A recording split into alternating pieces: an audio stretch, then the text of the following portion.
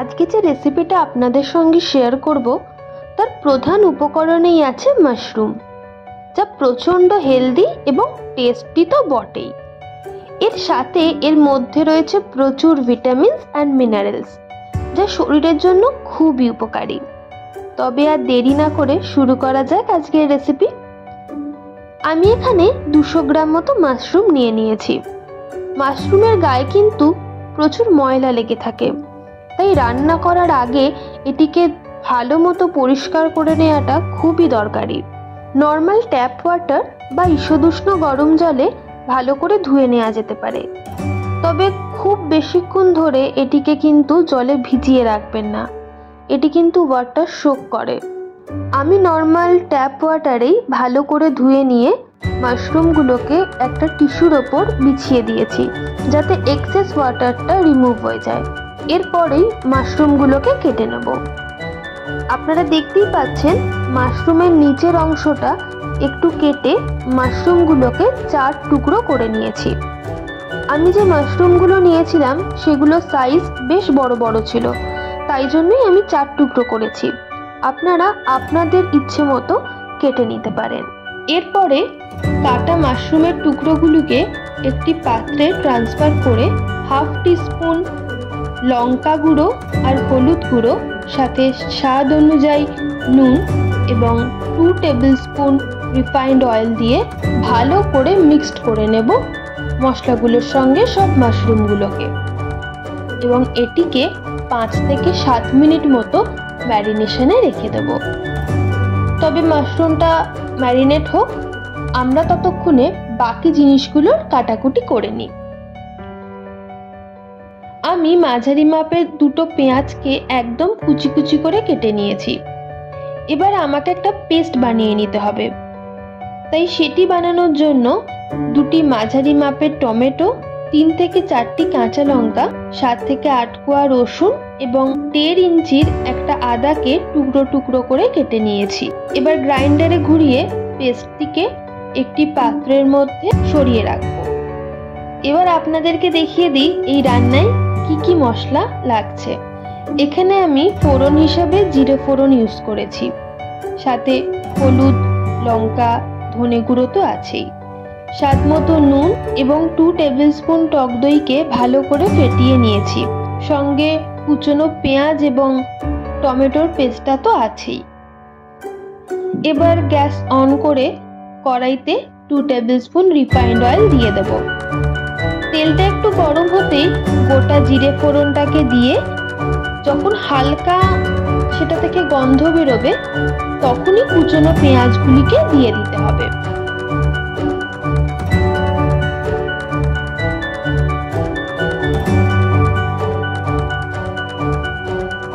পেঁয়াজগুলো ভাজতে থাকুক।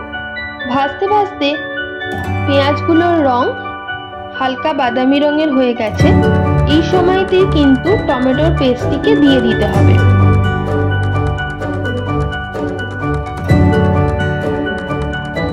টমেটোর পেস্টটাকে দিয়ে ভালো করে কষতে হবে 2 থেকে 3 মিনিট মতো, যাতে কাঁচা টমেটোর গন্ধটা মরে যায়।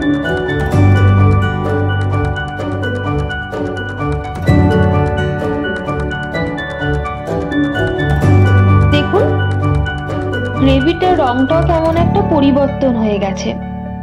এই সময় আমরা গুঁড়ো মশলাগুলোকে দিয়ে দেব। প্রথমেই দিচ্ছি 1 টিস্পুন হলুদ গুঁড়ো, তারপর 1 টিস্পুন লঙ্কা গুঁড়ো আর 1 টিস্পুন ধনে গুঁড়ো।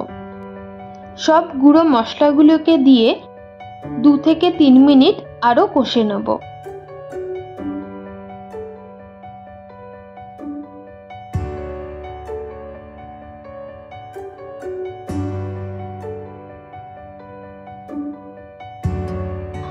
এখন কিন্তু জলটাও বেশ মরে গেছে, সেই কারণে আমি 1/2 গ্লাস মতো জল দিয়ে দিচ্ছি। আমি একটু গ্রেভি রাখবো, তাই জন্যেই অতটা জল আমি দিলাম। আপনাদের যদি একটু শুকনো শুকনো খান, তাহলে আপনারা সেই অনুযায়ী জলটা দিতে পারেন। এরপর এটাকে একটুখানি নেড়ে ফুটতে দেব। যখন এটাতে ফুট আসবে, সেই সময় গ্যাসের নবটাকে একদম সিম করে দিয়ে আমরা ফেটিয়ে রাখা টক দইটাকে এটার মধ্যে দিয়ে দেব। টক দইটা দেওয়ার সাথে সাথেই কিন্তু নাড়তে হবে, আর টক দইটা কিন্তু একদম গ্যাস সিম করার পরই দেবেন, তা নইলে কেটে যেতে পারে। একটু নেড়ে স্বাদ অনুযায়ী নুন এবং চিনিটা এখানে দিয়ে দিতে হবে। তবে আমার এই ক্লিপিংসটা নেওয়া হয়নি। এখানে একটা কথা বলে রাখি, আমরা কিন্তু মাশরুমটাকে ম্যারিনেশনের সময় নুন দিয়েছিলাম, তাই সেটাকে মাথায় রেখেই স্বাদ অনুযায়ী নুনটাকে দেবেন। এরপরেই ম্যারিনেটেড মাশরুমগুলোকে গ্রেভির মধ্যে দিয়ে দেব। আমার কিন্তু রান্নাটা অলমোস্ট হয়েই গেছে। এখন কিছুক্ষণ রান্নাটাকে হতে দেব, যাতে মাশরুমগুলোর সঙ্গে গ্রেভিটা ভালো করে মিক্সড হয়ে যায় আর মাশরুমটাও ঠিকঠাক মতো সেদ্ধ হয়ে যায়। একটুখানি ফুটলেই এটাতে আমরা দিয়ে দেব ধনেপাতা কুচি এবং একটু কসুরি মেথি হাতে ভালো করে ঘষে তারপর দিয়ে দেব এটার মধ্যে।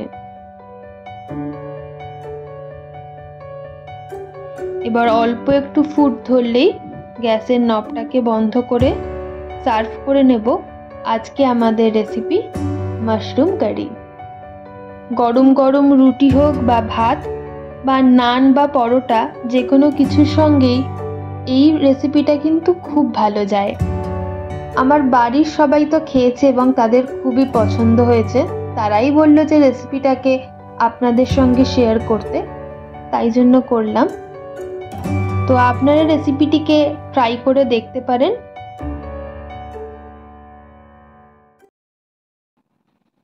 রান্না তো কমপ্লিট, তবে আমি অনেককেই দেখেছি মাশরুমের নাম শুনলেই নাক সিটকোতে। তবে এখন যখন আমি মাশরুমের নিউট্রিশিয়াস গুণ সম্বন্ধে বলবো, তখন আশা করছি এই নাক সিটকোনোটা আপনাদের মধ্যে অনেকেরই কিন্তু কমে যাবে। আমি ভিডিওর প্রথমেই বলেছি, মাশরুমে প্রচুর পরিমাণে ভিটামিনস অ্যান্ড মিনারেলস থাকে। আর আমরা সকলেই জানি ভিটামিনস আর মিনারেলস আমাদের শরীরের ইমিউন সিস্টেমকে বুস্ট আপ করতে, তাছাড়া আমাদের স্কিন বোন হেলথ ইমপ্রুভ করার জন্য কতটা জরুরি। মাশরুমে যেমন ভিটামিনের মধ্যে vitamin B, vitamin C, folic acid আছে, সাথে সাথে কিন্তু মিনারেলসের মধ্যে ক্যালসিয়াম, ম্যাগনেসিয়াম, আয়রন, সেলেনিয়াম, আরও অনেক মাইক্রোনিউট্রিয়েন্ট আছে। এছাড়াও মাশরুমের অ্যান্টিঅক্সিডেন্ট প্রপার্টি আছে, যা আমাদের স্কিন বোন হেলথকে ইমপ্রুভ করতে অনেক সাহায্য করে। রিসার্চের মাধ্যমে জানা গেছে মাশরুমের অ্যান্টি ক্যান্সারাস এবং অ্যান্টি এজিং প্রপার্টিও আছে। তাছাড়া সবচেয়ে ইম্পর্টেন্ট জিনিস সেটা হলো মাশরুমের ক্যালোরিফিক ভ্যালু কিন্তু অনেক কম, সাথে ফ্যাটের পরিমাণ প্রায় নায়ের বরাবর। সেই কারণেই এটি কিন্তু খুব ভালো একটি ওয়েট রিডিউসিং ডায়েট হিসাবে আপনারা আপনাদের ডায়েটে রাখতে পারেন। তার সাথে সাথে এটা যেহেতু প্রচুর ফাইবার রিচ এবং এর গ্লাইসেমিক ইন্ডেক্স যেহেতু অনেকই কম, সেই কারণে যাদের ডায়াবেটিস আছে তারা তো এটিকে তাদের খাদ্য তালিকায় নির্ভয়ে যোগ করতে পারে। এবং এটির কিন্তু সোডিয়াম অ্যামাউন্টও অনেক কম, সেই কারণে যাদের হার্টের প্রবলেম আছে বা যারা হাই বিপি সমস্যায় ভুগছেন, তারাও নির্দ্বিধায় আপনাদের ডায়েটে ইনক্লুড করতে পারবেন।